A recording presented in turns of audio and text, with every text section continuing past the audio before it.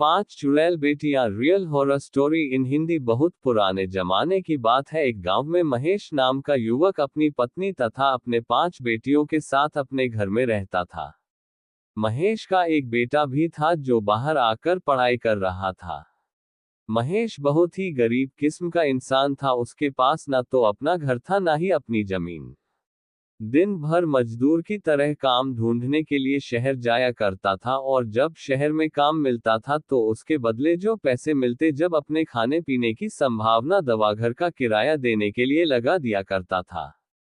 एक दिन इसकी 5 बेटियां कहती है कि पापा जी आप हमेशा इधर उधर काम की तलाश में घूमते रहते हैं। आप ऐसा कीजिए कि हमारे घर के बाहर ही अपनी जो जमीन है वहां पर एक दुकान बनाकर हम लोग अपना दुकान चलाएंगे। तभी मैं कहता हूँ कि बात तो तुम लोगों ने सही कही, लेकिन क्या दुकान चलाने के लिए हमारे पास उपयुक्त सामान है और दुकान में सामान बनाने के लिए मेरे पास कोई कला भी तो नहीं है। उसके बहादुर महेश की 5 बेटियां कहती है कि पापा इसके लिए आप चिंता बिल्कुल भी ना करें, क्योंकि आप लोगों ने घर में तो बहुत सारे पकवान बनाने के लिए ही सीख लिए थे। उसके बाद महेश कहता है कि तुम लोगों ने सही बात कही है, क्योंकि तुम लोग तो खाना बनाने में बहुत ज्यादा निपुण हो और तुम्हारे हाथों का खाना तो बहुत अच्छा बनता है। चलो हम लोग बाहर में फास्ट फूड की दुकान खोलते हैं। महेश ने ऐसा ही किया। वह घर के बाहर पड़ी जमीन में एक झोपड़ी बनाई, उसमें दुकान खोलने के बारे में सोचने लगा। कुछ ही दिनों बाद महेश की दुकान बहुत ज्यादा पॉपुलर हो गई थी, क्योंकि उसकी बेटियां बहुत अच्छी तरीके से समोसे और बहुत सारे फास्ट फूड को बनाकर ग्राहक को खिलाया करता था, जो ग्राहक को बहुत ज्यादा पसंद आने लगा था। महेश की दुकान से ही सभी सामान लेते थे। महेश की दुकान सही से चलता हुआ देख बगल के बहुत सारे दुकानदार महेश तथा उसकी बेटियों से जलने लगे थे। एक दिन दिवाली का त्योहार चल रहा था। वहां उसके बहुत सारे पड़ोसी दिवाली में पटाखा फोड़कर जश्न मना रहे थे। त्योहार होने के कारण महेश की दुकान बहुत ज्यादा चल रही थी और उसकी बेटियां उस दिन रात भर दुकान पर काम कर रही थी। जब बहुत सारे लड़के लोग महेश की दुकान के सामने पटाखा जलाकर जश्न मना रहे थे, तभी महेश की बेटी बोली कि मेरे मकान के सामने कृपया करके कोई पटाखा नहीं जलाना है, नहीं तो मैं अपने पापा को बोल दूंगी और यह किसी प्रकार का शोर शराबा बर्दाश्त नहीं किया जाएगा। तो भी हमें लड़के बोलने लगे तुम्हारी दुकान बहुत ज्यादा चलने लगी है, इसलिए बहुत ज्यादा घमंड हो गया तुम लोगों को आज भेजना। ऐसा पटाखा जला हुआ सब तुम्हारे साथ साथ है, तुम्हारे दुकान भी जलकर राख हो जाएगा। उन्होंने की समस्या से किया। जब रात के 12 बजे बज रहे थे तभी बहुत सारी लड़कियां हैं महेश के दुकान के पास और वहां बहुत सारे पटाखा जलाने लगा था। इस कारण से महबूब खान ने आग लग गई। उस समय मैसेज की दुकान नंबर तो नहीं था, लेकिन उसकी 5 बेटियां खाना बना रही थी दुकान में ही।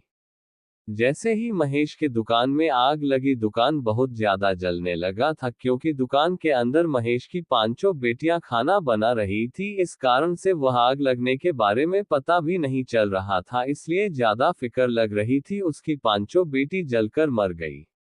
जैसे ही महेश दुकान आता है और देखता है कि उसकी दुकान समेत उसकी बेटियां जलकर राख हो गई है, महेश के पैरों के नीचे से जमीन निकल जाती है और वह रोने लगता है। काफी ज्यादा रोने पीटने के बाद बहुत सारे लोग जो महेश के रिश्तेदार थे वह समझाते हैं और फिर उसे घर लेकर आते हैं। महेश रोता है। महेश और उसकी पत्नी कहती है कि अब हमारी बेटियां भी नहीं है, हमारे दुकान में हमारा पालन पोषण किस प्रकार से होगा। ऐसा कहते हैं। महेश को अब उसके दुकान जलने के कारण बहुत ज्यादा चिंता बढ़ गई थी। इस कारण नींद भी नहीं आ रही थी। करीब 2-3 दिन बीत जाने के बाद एक रात महेश और उसकी पत्नी सो जाते हैं तो उसकी 5 बेटियां जिसकी मौत जलने के कारण हुई थी वह चुड़ैल बनकर अपने घर आ जाती है। घर आकर 5 देखती है कि मम्मी पापा सो रहे हैं और घर में बहुत सारे काम बाकी है, सारा सामान इधर उधर बिखरा पड़ा है। 5 चुड़ैल बेटियां जो भूत बन गई थी वह सब घर में आती है और जल्दी जल्दी 5 मिलकर घर का सही काम कर देती है।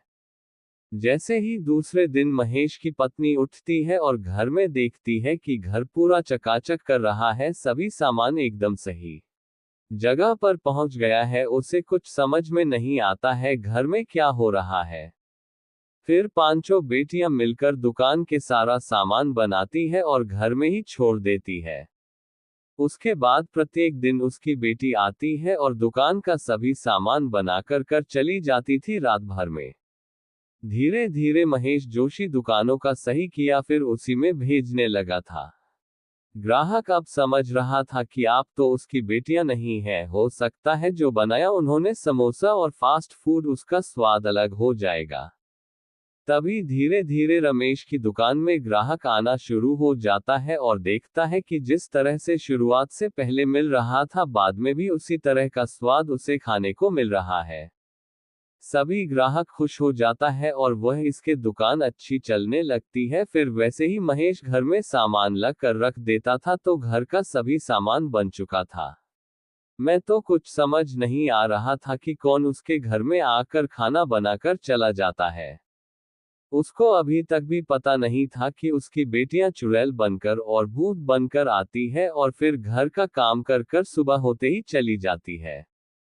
एक दिन महेश और उसकी पत्नी यह सोचती है कि आज छिपकर हम लोग घर में देखेंगे कि कौन आता है और हमारा सारा काम कर देता है। उस रात महेश और उसकी पत्नी एक खिड़की से पीछे छुपकर देख रहा था कि घर में कौन आता है और कौन खाना बनाता है। जैसे ही वह देखती है कि रात 10 बजे के बाद उसे घर में 5 भूत घर में आ जाता है और बस खाना बनाने लगता है। महेश को बहुत ज्यादा डर लग जाता है। अपने घर में भूत देखने के कारण महेश बहुत ज्यादा डर रहा था। लेकिन जैसे ही पांचों चुड़ैल लाइट में आती है तो उसकी बेटी का जैसा दिखता है। महेश जल्दी जल्दी अपने बेटे की तरफ जा पहुंचता है, साथ में उसकी पत्नी भी पीछे पीछे जाती है। तभी देखता है कि उसकी 5 बेटियां भूत बनकर चुड़ैल बनकर उसके घर में आती है और खाना बनाती है। उसके बाद महेश को लगता है कि बेटा, तुम लोग रोज घर में आती हो और क्यों खाना बनाकर चली जाती हो।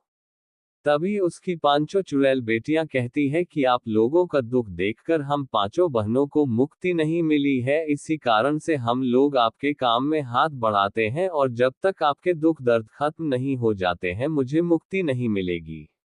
इसके बाद प्रत्येक दिन पहुंचा बेटियां मिलकर जो भूत बनकर उसके घर आया करती थी, वही पांचों मिलकर घर का सभी काम करती थी तथा खाने पीने के दुकान के सामान को बनाया करती थी। यही प्रक्रिया बहुत दिन चलने के बाद अब महेश की हालत सुधर गई थी, क्योंकि दुकान अच्छी चलने के कारण उसके पास काफी पैसा हो गया था। उसके बाद उनकी 5 चुड़ैल बेटियों को मुक्ति मिल गई थी और वह हमेशा के लिए ऊपर चली गई थी भगवान के पास। अगर आपको स्टोरी अच्छी लगी हो तो लाइक, कमेंट और चैनल को सब्सक्राइब जरूर करें। धन्यवाद।